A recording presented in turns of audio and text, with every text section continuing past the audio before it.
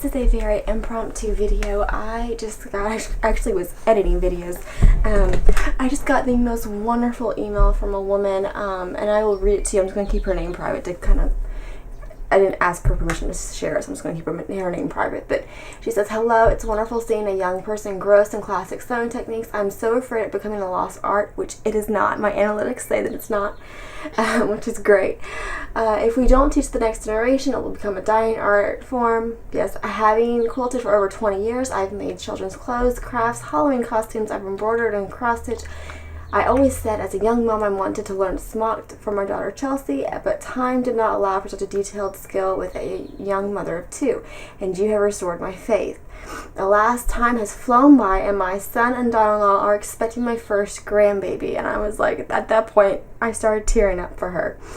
And "I am determined to learn. Before investing in a pleater, I considered ordering pre-pleated panels." Say that 10 times fast. "To A, learn the stitches, B, see if I can even do it, and see if it's as fun as I have imagined. How did you learn? What were your first steps? I work full time. You may have covered this in the video. I would even welcome you pointing me to the link. I recently lost my father," and then I was like, and "I need something to fill the empty space in my heart. Just share how you started, your first stitches, your path. I just want to know if I can do this with your advice, with love." And I was just like, I keep saying this. This is so much more than sewing, guys. This is so much more than sewing. Like, I love the community that we are building, and it's sewing is not something to enter into because you feel like you're supposed to do it. Like you're the mom, we're past the 50s, you know what I mean? You do it because you love it. You do it because it's like your passion, it's your joy. You find joy seeing your little ones in these outfits. You find joy wearing the outfits yourself, or seeing the curtains that you've made hang around your house, the quilts, provide warmth for your family, on and on and on. You do it because you love it and because you love the reward of it.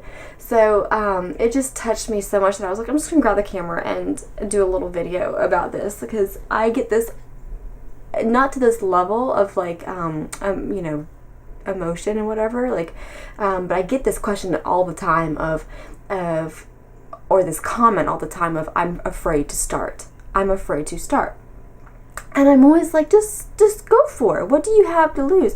Like, we're not talking like, I'm afraid to play with explosives. Okay, I get that.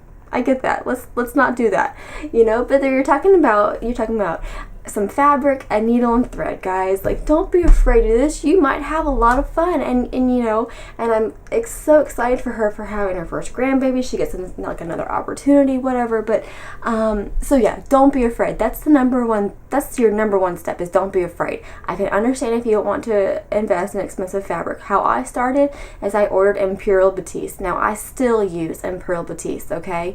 It is a lovely fabric. It's one of those fabrics, it's like $6 for a 60-inch wide piece of yard. It's $6 a yard for a 60-inch wide, oh my god, I can't even talk, piece of fabric. So it's not expensive by any means. However, if you start to master this, it is still lovely. Like, it's still gonna look nice. Step number 2 is I did it by trial and error, okay? Because I had a little bit of help. I did join a saga group, so look in your area to see if you have a saga guild.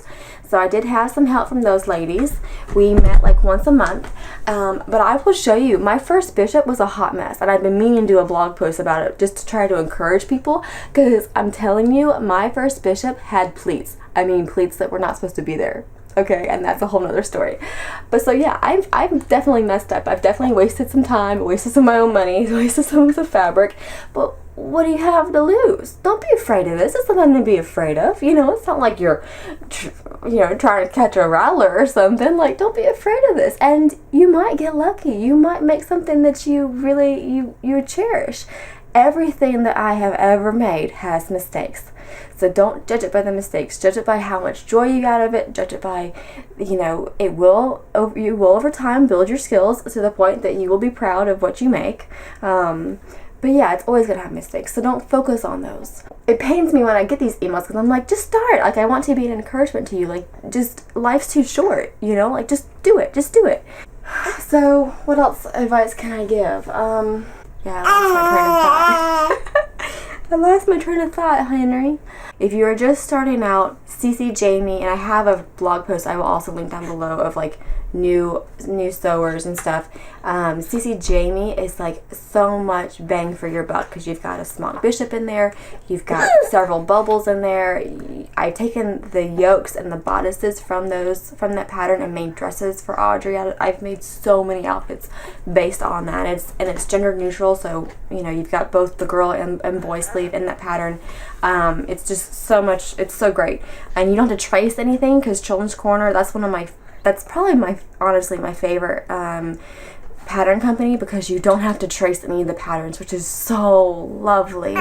Especially when you're a busy mom, busy anybody, you know. So I would say, okay, so get CC Jamie, get you some Imperial Batiste.